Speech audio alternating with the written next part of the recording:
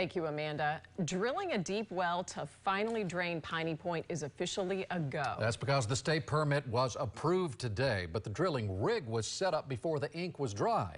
8 on your side investigator Walt Buteau wants to know how that could happen. Well, the DEP received more than 7,000 comments about the deep well in recent months, but no one stepped up to object to the permit. Proponents insist it is safe to inject millions of gallons of stack water deep into the ground, and critics tell us there was almost no way to stop it. The lime-colored drilling rigs have been set up and ready to go for weeks, right across the street from Piney Point's southern stack that breached in the spring. The fact the machinery was ready and paid for by taxpayers far ahead of the permit made some suspicious the process was fixed. And the chances of winning in court would be slim.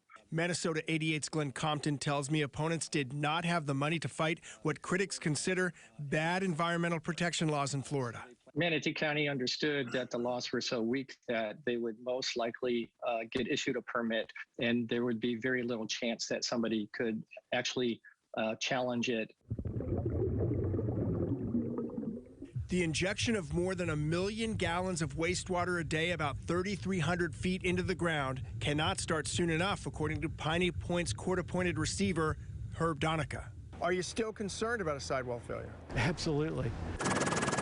Trucking away millions of gallons, evaporating jets misting more into the air, and a pipeline to a treatment plant have drained nearly 10 million gallons since September. But the southern stack is still up by 2 million gallons since then. The hydraulic pressure on the sidewalls doesn't go away.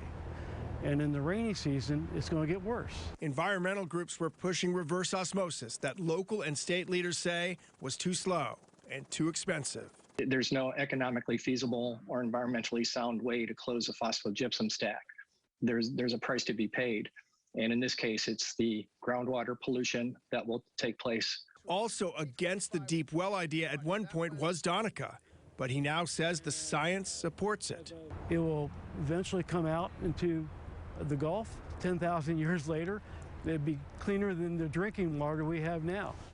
There will also be a well drilled to monitor the groundwater, but it's expected to take about 5 years before Piney Point is actually capped, and the area will be monitored, as we've told you before, for about 50 years after that. That's 2076. Yeah, down the road a ways. Yeah. You know, they're concerned about the water level. Any chance they're going to wait, maybe lower it, reduce it before they begin the injection process? They're going to try. Donica said he worries about a breach every day, as he said, every single day. The goal is to lower the level 2 feet by June at a cost of, listen to this, $4 million an inch. That adds up to almost $100 million, bringing the taxpayers' total since the disaster up to about $180 million, and we're not done yet. All right. Thank you, Walt. And if you have something you'd like Walt to investigate, there's the number. Give him a call, 1-800-338-0808.